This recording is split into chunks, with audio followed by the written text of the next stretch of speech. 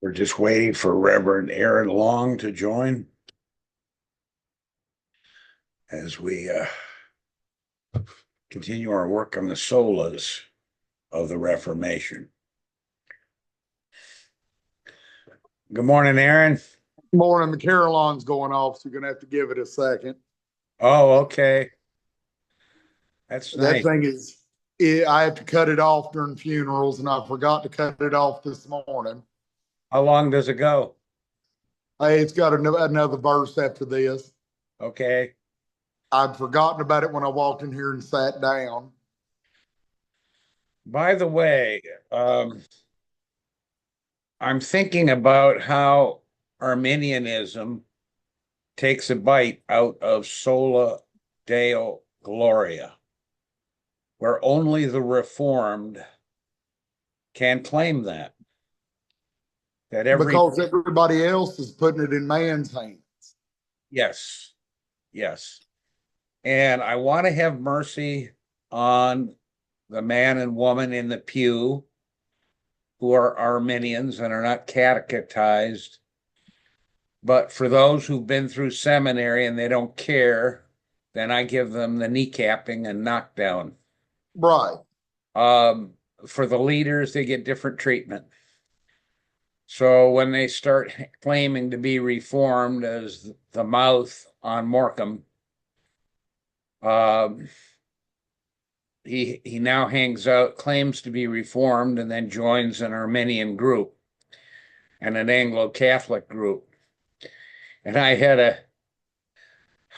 had someone call me Sunday morning trying to tell me that the English Reformation began with Lancelot Andrewes. After I stopped laughing, the only way to deal with an Arminian is to move away from the generalities and start getting down into specifics. Well, when I started doing that, he started going all over the place, but unbelievable conversation of about 30 minutes. It was a joke. Well, I don't understand where historically he would get that. I mean, that point, there's stuff that Lancelot Andrewes wrote that's okay. There's stuff that's bad. But I don't think Lancelot Andrewes would ever claim he was the beginning of the English Reformation. No. It's sullying his name because that's discounting Tyndale and Wycliffe and Cranmer and even Parker in them. Parker, Grindal, Whitgift, right? Bishop Ussher, even King James himself. So where was the logic in that? In his own head. But I mean, Peter wrote a couple of pretty good posts that you wouldn't necessarily have agreed with absolutely everything on lately. But he's been dealing with the problem of modern Anglicanism and how the people that run the show now have no grasp of history. Like he was, like one of them, he was talking about the last one. I just shared it on the Prayer Book Anglican yesterday. He wrote yesterday, talks about him remembering when he was a child, a bishop came to his church, and it was the bishop and the priest, and they were up there, and they were wearing coats over their surplice and cassock, and they may have been facing eastward, but it was still a surplice and cassock. It was still just the straight up prayer book, and it was Anglican chant, not some sort of invention that has been imported. And he was talking about the horror of how even the Tractarians themselves never abandoned at least the prayer book. It was the ritualists that came after them that started importing mama's drapes as their vestments, and it's like, yeah, you've heard me talk about this before. Peter is constantly on this kick about how pre-Tractarian, the divide between the theology was nowhere near as great as what it has become. Because he said pre-Tractarian, what you had was a difference in emphasis, not an difference in essential doctrine. Well, he's wrong. Peter's wrong. You think so? Yep. The old high church party predominantly was Arminian, and that was the fruit of the failure of the Church of England. It's the third big failure of the Church of England. Mm-hmm. Failed to codify the Synod of Dort. They never recovered after that. And so the Arminians, basically the high churchmen, that's why they were so easily overcome by the Tractarians and co-opted, because they believed in head-for-head baptismal regeneration, and that a child could grow up and lose that salvation. So Peter is dead wrong because he wants to claim his little moderate Calvinism, weasel words, and he's wrong. And there were Calvinists in the Church of England, as per Augustus Topladi's definitive work on doctrinal Calvinism in the Church of England. That goes too. I'm getting some instructions from my wife. Oh, that's all right. It's better to listen to Sharon than it is to listen to me. We got trashed in, bunch of extra trash. Anyways, so he's dead wrong on that. And the Church of England never recovered from that. And they lived with that split. And then you had the Broad Church, those guys kind of were like the modern day indifferentists. Well, the Latitudinarians are a completely heretical group, period. Yeah. I mean, I'm sorry, we can argue about the other stuff. They basically were anything goes. And I have serious problems with that. And then the fourth big mistake was 1662, where they threw out the Westminster Confession. And this scholar who called me Sunday morning said, yeah, but Parliament never ratified the Westminster Confession of Faith. And I told him, look, I don't care what Parliament did or didn't do. The question is to go line by line through the Westminster Standards and ask one controlling question. Is that biblical? That is what authorizes the Westminster Standards, not some little bunch of boneheads in Parliament in 1662 with their new King Charlie II, who turned out to be a real dud, by the way, a real immoral man, as well as dying as a papist like his brother. I hate to say it, Donald. I'd say he's better than his dad or his brother. That ain't defending him, but he was better than his daddy or his brother. Yeah, well, Parliament doesn't determine doctrine. The Bible Right. determines doctrine. And they threw it out when they could have adopted it. And if they didn't like one of the chapters on church government, they could have, even if they wiped out the church government chapter, that would mean that they were 97% in support of the Westminster Confession, because one chapter is worth about 3%. Right. So you can throw in another chapter and say, hey, all you. And maybe they would have actually made the Presbyterians reformed and made them go to Calvin's biblical model. Yeah, well, that's their fourth big mistake, and they never recovered. They never, and to this day, no, they lost it. They would, and I have a question for you. Why did the Palatinate German Reformed not adopt Dort? Now, I know one of the representatives to Dort, Martentius, Yeah. he was an Arminian, didn't like Dort. Mm-hmm. Why didn't the German Reformed ever adopt Dort? Because we were, by nature of our circumstances, in a really complicated political situation.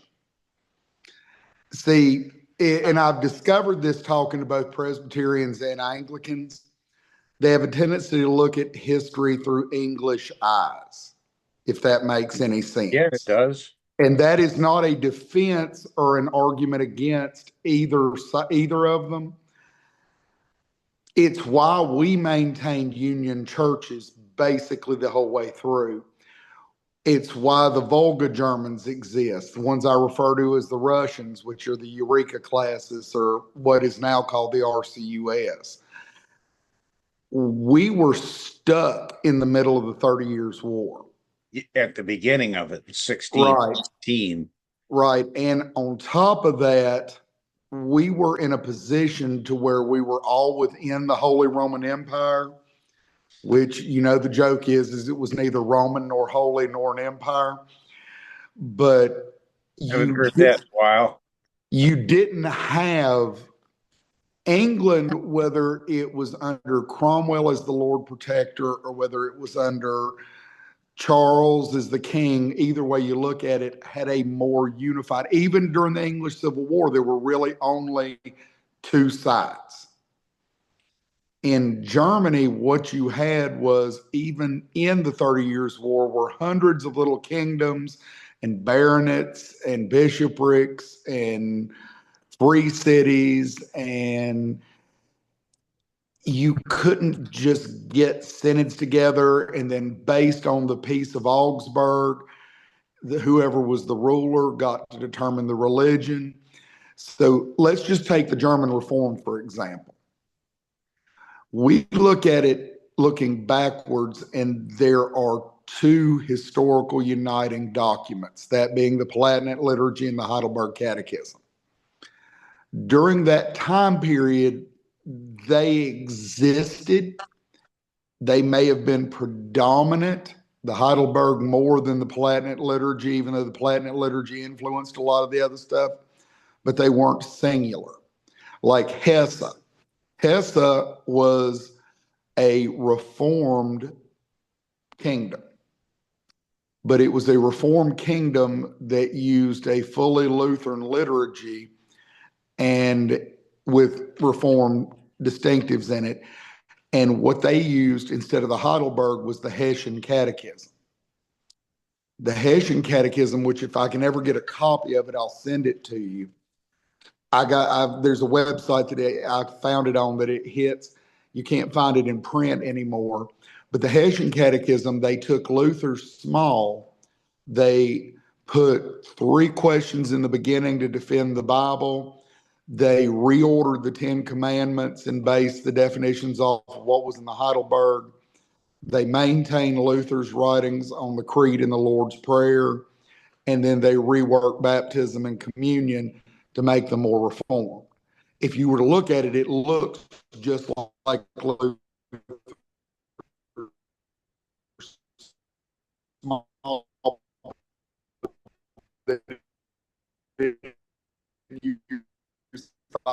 Heidelberg, the kingdoms had their own liturgy, and they were all over the place. Most of them drew from the works of Bucer. And I think it's funny, even the Lutherans drew from the works of Bucer, to the point where you look at the Missouri Synod right now. If you looked at the Missouri Synod Lutheran churches right now, you would say they were Arminians. But if you go back and you read Walther, the founder of their feast, you know who Walther is, right? Yeah. Well, I read his Law and Gospel, which was wonky. But he is a full defense of double predestination. He gave a full defense of spiritual presence in Holy Communion. In Walther's works, the Missouri Synod is always really careful about what of Walther's they will print and they won't print, because Walther was essentially theologically reformed using Lutheran terms.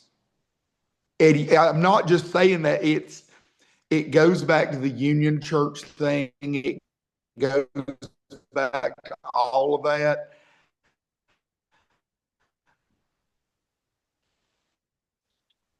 Yeah, you're breaking up some. We Can you hear me?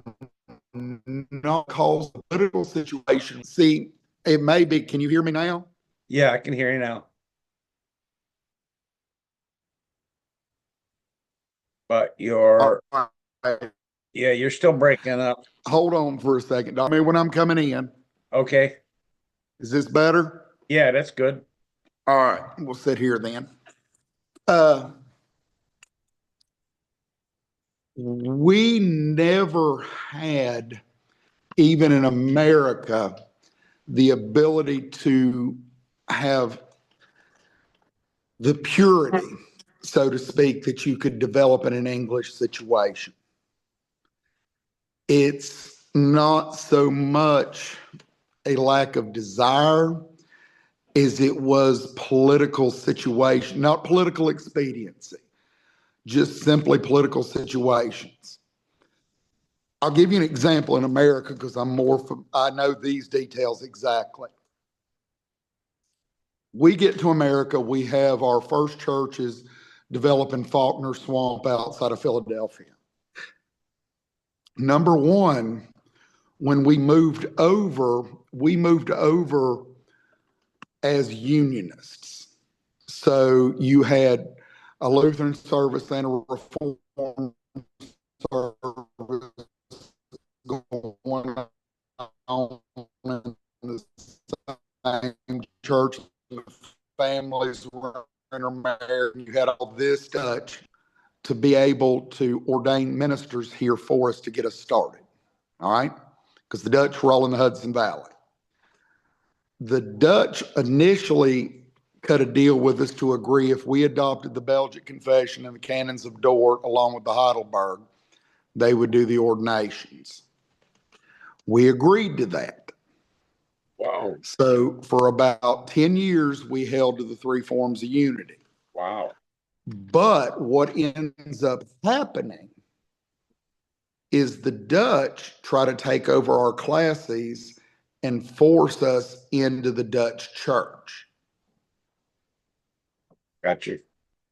So in America, after about 10 years of this, and the Dutch saying that now we belong to them and we have to become Dutch Reformed and we have to abandon our liturgies, we have to adopt their stuff, we have to just basically cease to be German Reformed, the people got fed up with the Dutch's tyranny and just rejected anything that they deemed to be Dutch.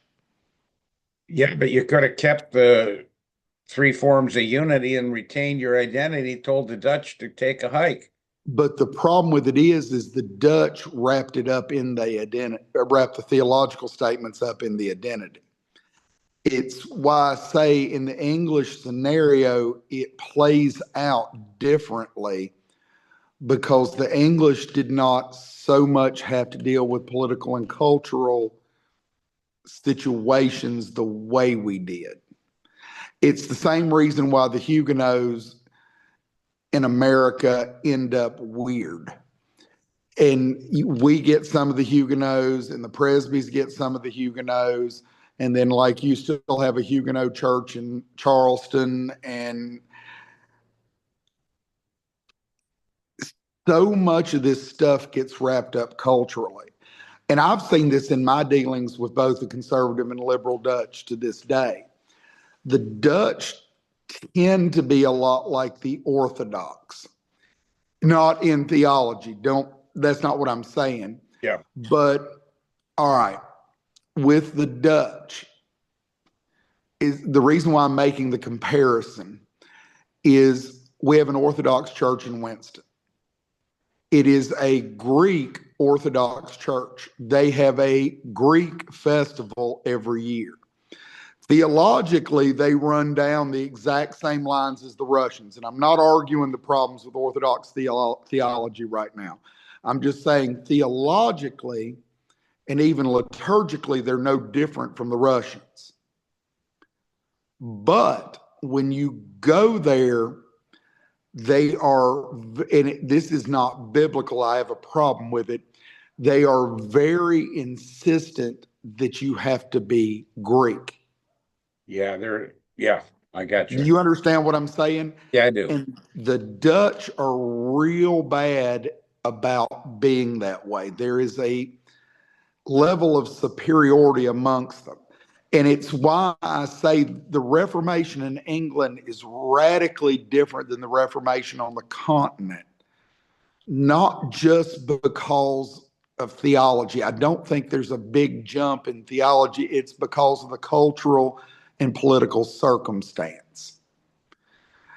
And like I said, with the Holy Roman Empire, because of the Peace of Augsburg, every little backwater hole could define what the religion was in that state. And so what you get is you have maybe, I think it was 32 different states and city states and all the rest that became German Reformed. But out of 32 of them, you may have 21 different liturgies, you may have 7 different catechisms. There is no unifying principle, if that makes any sense. Right here, And you. Yep. and the funny thing about it is the same thing happened with the Lutherans. The Lutherans like to present themselves as this monolith. They really weren't, because Lutheranism, like I said about Walther, Lutheranism in Saxony and Prussia during the time of Frederick the Great, the Fredericks, were much closer theologically to the Reformed. They did not accept the Formula of Concord. So it could be read in a much more Reformed way. And you get this differentiation, and you got these differentiations in liturgy too, all over the place.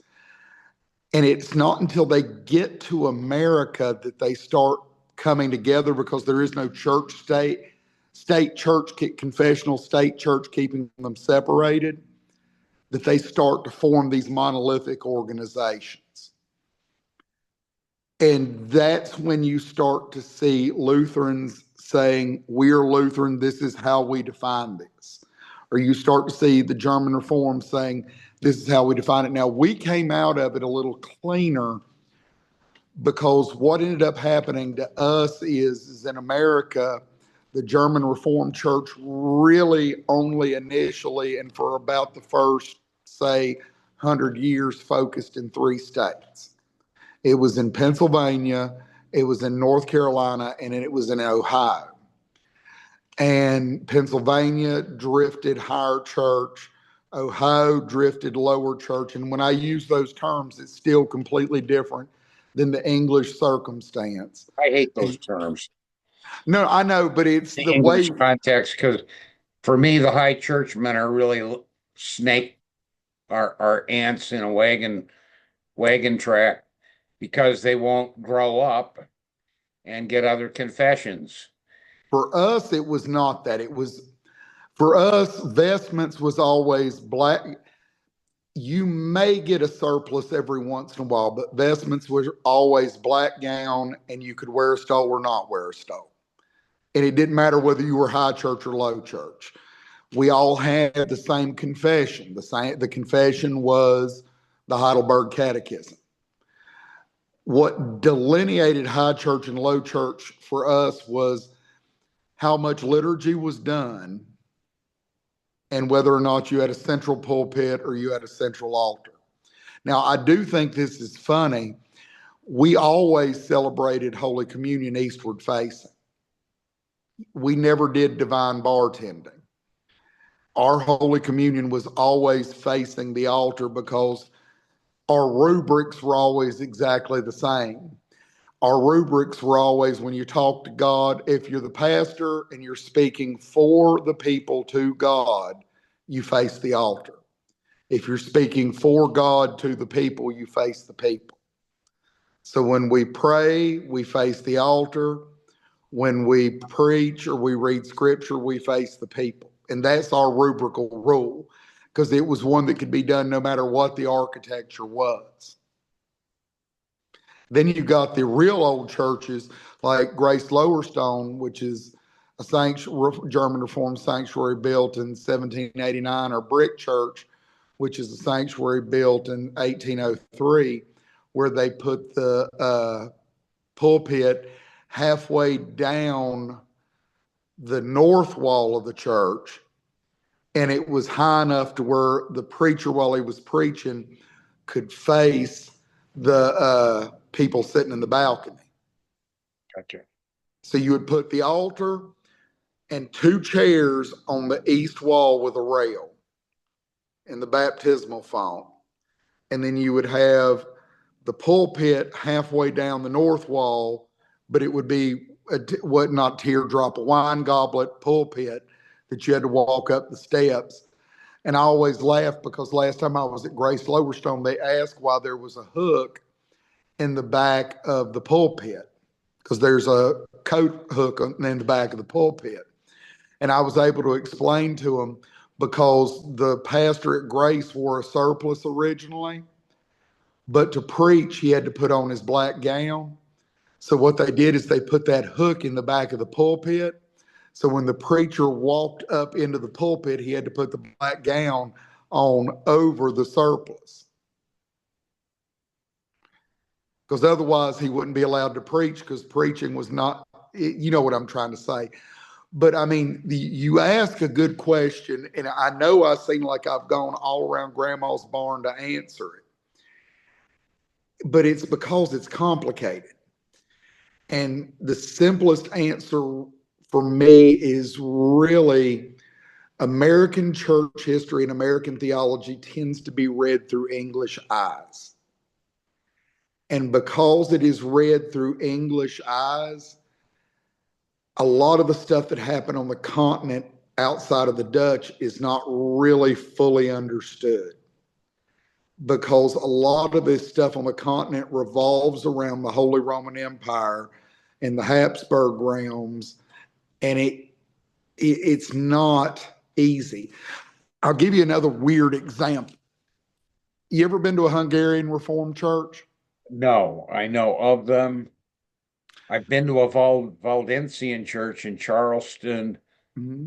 South Carolina, and that Valdensian church, or Huguenot church, Yeah, the first Huguenot. first Huguenot. And when we went, the prayer book service was almost verbatim the prayer book. It is and it's not. You know that's online, right? I guess I haven't seen. No, they've got PDFs of that on their website. Oh, well, then the guy got up and preached Robert, what was that guy's name? Robert Schuller's sermon on Yeah. positive thinking. But like the Hungarians wear neither surplice or black gown. The Hungarians wear what I like to affectionately refer to as Dracula capes. I'm not joking. That's what it looks like, something Bela Lugosi would wear in Dracula. Okay. That's their vestment. And they do not put crosses on their steeples. They put roosters. Now, I know you got that weird look on your face, but it goes back to the scenario. Hungary was a Habsburg controlled territory. Therefore, Hungary was politically, confessionally Roman Catholic. The problem is not all the counts and barons in Hungary were Roman Catholic. Some of them were Reformed. Yeah. So to keep the Habsburgs, because of political expediency, to keep from having to deal with a constant state of rebellion, allowed each barony or county in Hungary to allow the count or the baron to determine the religion, with the caveat that they could not identify the way a Roman Catholic church would. So Roman Catholics during that time period, especially in Northern and Eastern Europe, did not wear mama's drapes to do services. They used surplice and cassock. You even see it in France. If you ever look at pictures of St. John Vianney, not defending his theology, St. John Vianney is never seen dressed in mama's drapes. St. John Vianney is always wearing a cassock, a surplice, and a stole. The drapes were only really used, contrary to the Anglo-Catholics you run in today that may have a chapel that's in their garage and they're sitting there wearing $5,000 worth of vestments.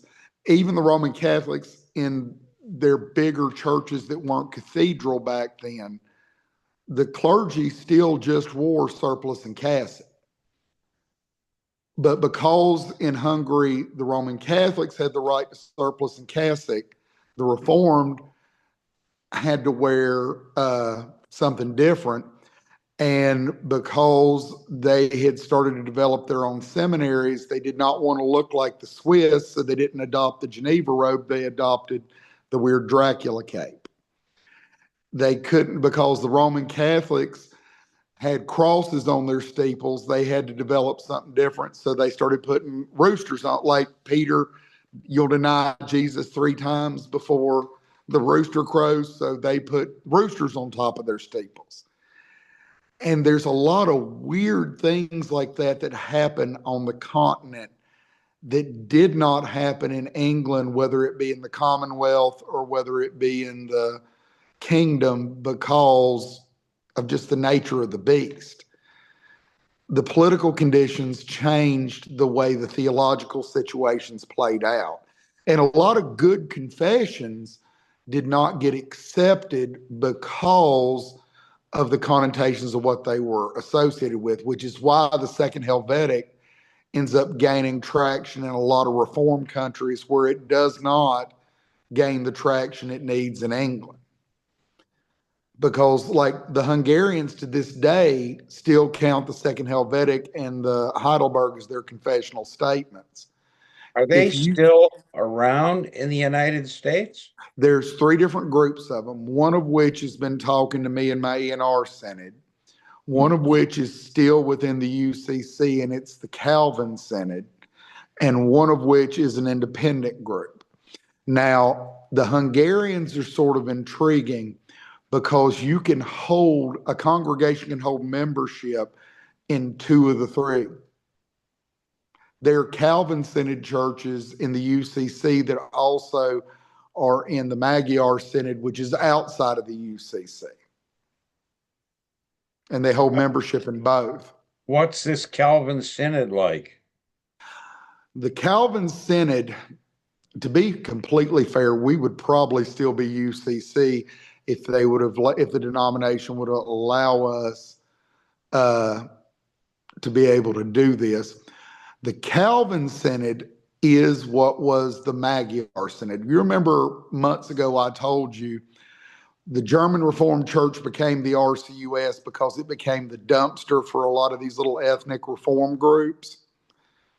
Germans just predominated, but we started, when the Hungarians started to migrate over, we took in the bulk of them because we shared the Heidelberg, liturgies were close together, but the Hungarians, for their ethnic identity, wanted to maintain a non-geographic synod of Hungarian churches.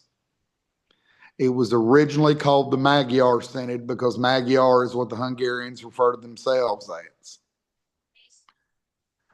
So what we end up with is, by the time the UCC merger goes through, the Hungarians only agreed to it if they were able to maintain what they called their ancestral rights in the RCUS, that they maintain their own non-geographic synod, and that they maintain a strict subscription for their clergy.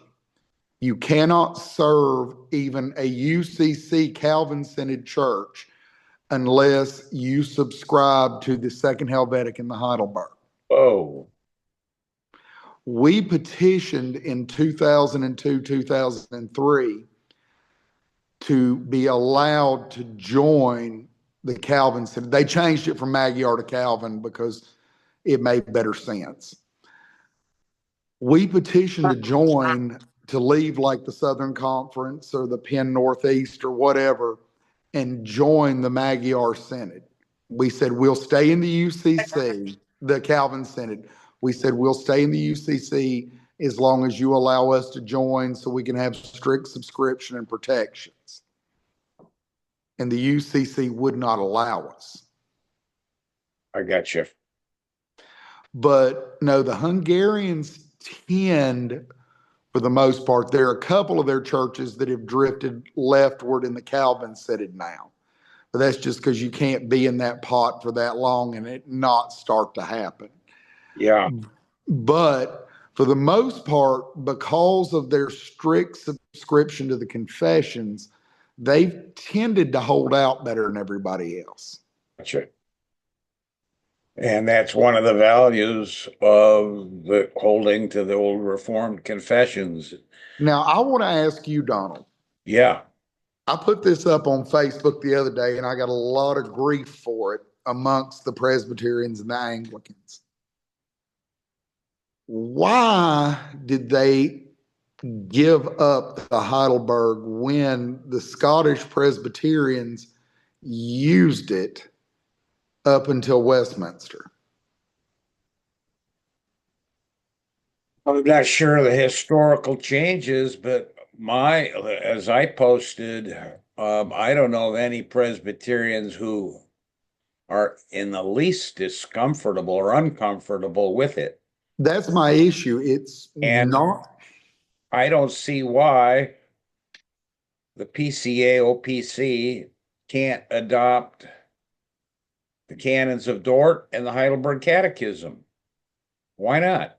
Because I'd argue that the canons of Dort and the Heidelberg, when coupled together, clarify things in a way that is more understandable for the laity without going into deeper theological Yeah, discussion. yeah. Now, Dort was appreciated at Westminster. Heidelberg Catechism was appreciated. Like I mentioned, there was an OPC church in that area that started in their evening services to do what you did. They began preaching on the 52 days, 52 weeks of the Heidelberg Catechism, and it was utterly well received and utterly refreshing. I don't, the Presbyterian Church up the road here, they use the Westminster Shorter Catechism for evening instruction, but I couldn't see why they wouldn't use the Heidelberger either.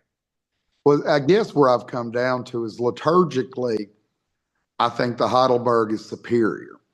As far as memorization purposes go, I think the Westminster Shorter is superior. Westminster Shorter is easier to memorize. It is honestly on a level easier to use for catechism class, for confirmation classes. I think the Heidelberg, by the way it's designed and the way it functions, flows better in a service situation liturgically. It's the way it addresses, because the Heidelberg days are almost on a level set up like a sermon outline. You've heard me say every year for 20, going on 23 years, I have always, I think it's day 17 of the Heidelberg has been my Easter sermon. Even when I wasn't preaching through it through the course of the year, it's always my Easter sermon because it lays out in outline form why we gather on Easter. It gives the scripture proofs. It's like it's already outlined and proofed out for you. All you have to do is preach it. Gotcha. I don't know why the Presbyterians haven't adopted it officially. I have no idea. Although I'm telling you from experience, the great joy and cordiality toward all three forms of unity. And they view themselves as very close cousins. As for the English and the Anglicans, they've got that anti-reformed thing going before,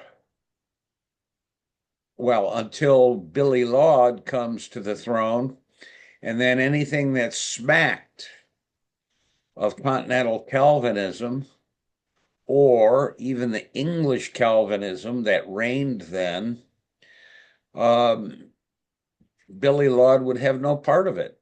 And there was an official slapdown of Reformed theology. Even after Dort, Billy Laud told John Davenant, one of the attendees and subscribers, I think he later defaulted on definite atonement. Not defaulted, but recall. Davenant's weird. We're not going to get into Davenant right now Yeah, because but that could end up being a fight between me and you and everybody else online because there's 15 different ways of reading Davenant. yeah, well, Billy Laud told him to not preach predestination. Mm-hmm. And John Davenant said, "Phooey on that." And he preached on it, of Mm-hmm. all places, at Salisbury Cathedral, just about 5 miles south of Stonehenge. Right. And I mean, he was reformed, but the slap down came, as I told you, with Jimmy Bob won, and then Charlie won. And how much better it would have been had the Church of England adopted the Westminster Confession, but they didn't. Um, they got slapped down by Charlie II and his crew. Um, Church of England never recovered. I remember talking to Dr. Since we've Tweet. already got, Huh? oh, I was going to add, there's another question. Since we've already gone off track today, I might as well throw this one out because I've always wanted to know the answer. And I think you're the man that may have the answer. Why did the American Presbyterians not accept the totality of the Westminster Standards? There were like three, not paragraphs, three, yes, paragraphs. There were about three paragraphs, not Oh, no, no, no. You're going with the confession. I'm talking about every Presbyterian body I've ever seen claims that the only thing the standards are the confession and the two catechisms. right. That's a lie because the standards are the confession, the two catechisms, the directory of public worship, Oh, the yeah. directory of private worship, the form of church government, and the sum of, I can't remember what the sum is. Why did they lie and tell people they have adopted the standards when they only adopt three documents out of the standards and replace the rest with the book of church order? I mean, it's a lie, Donald. They do not accept the standards. They reject all but three of them because they replace them all with the book of church order. And that's in every Presbyterian denomination except for maybe the ARP. I don't know the answer to why those were not included because the family directory and the directory of worship, I suspect it just wasn't that important to them that they had their own.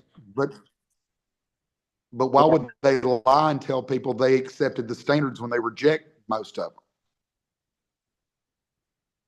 I mean, it's a lie. There's I no two would, ways around it. I don't know if it's a lie so much as it's just not dealt with.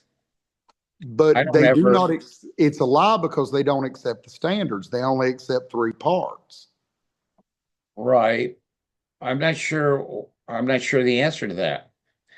I know as to the confession, they adjusted three. I'm okay I with want to them say three adjusting the paragraphs. They confession. had to get rid Right, of the Erastianism right. That that made was sense. built in, and they adjusted those three. So maybe there was something else going on. Um, I know Samuel Miller up at Princeton wrote some negative stuff about the prayer book and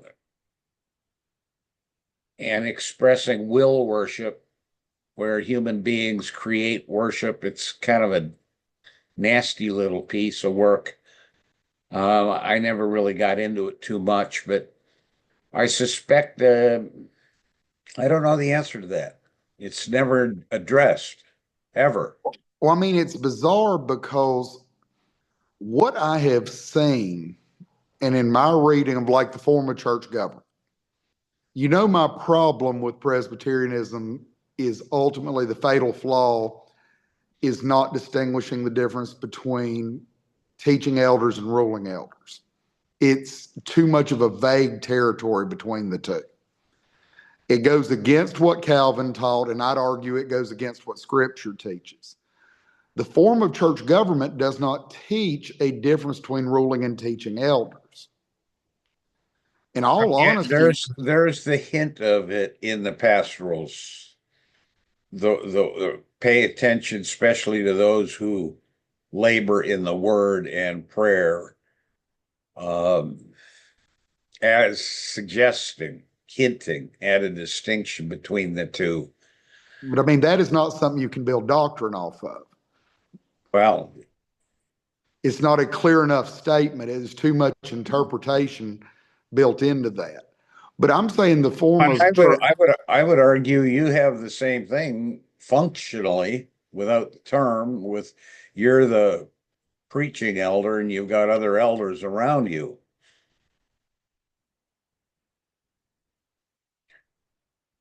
And then all of a sudden you're They are the elders.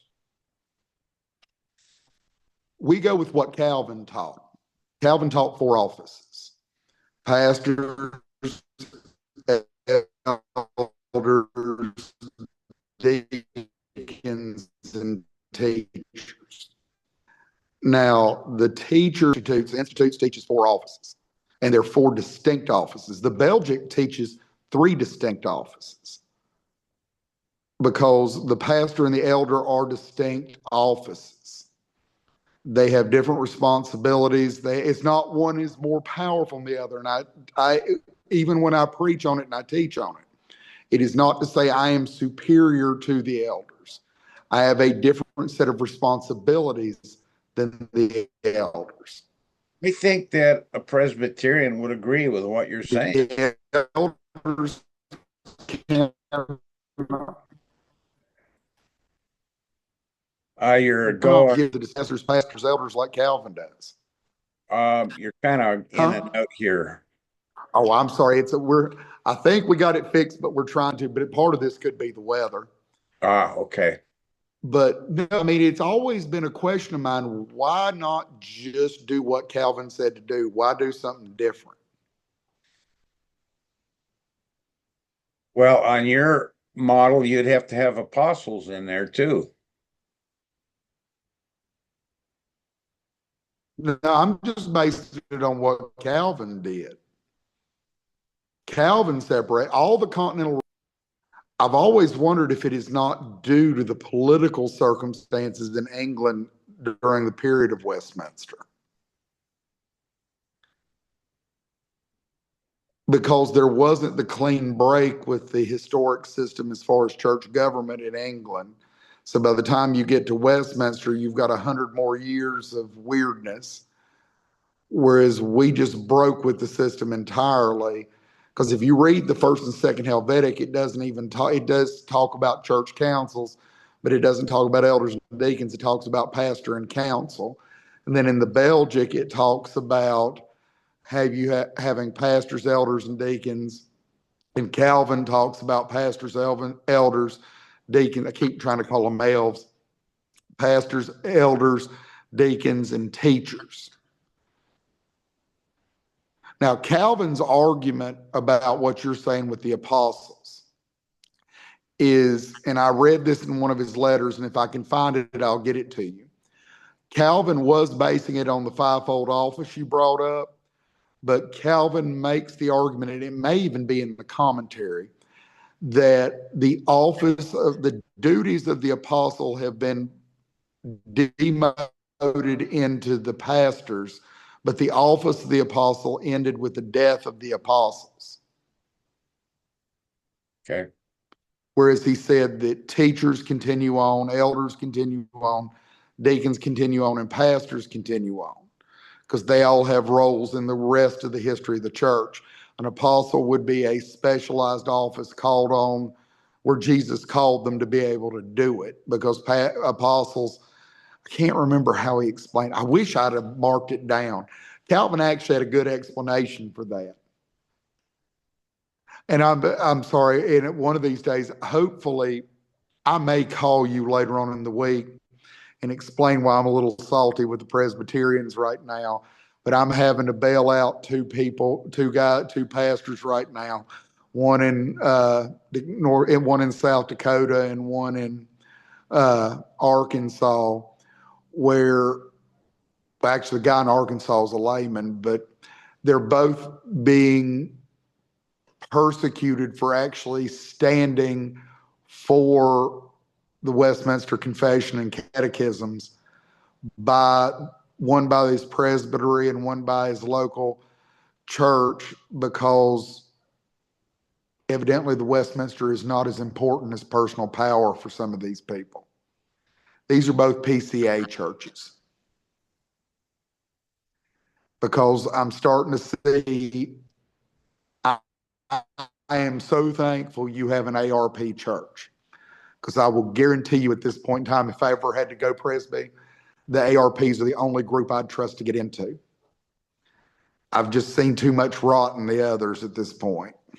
I'm hearing from Andy Webb, who's PCA. Yeah.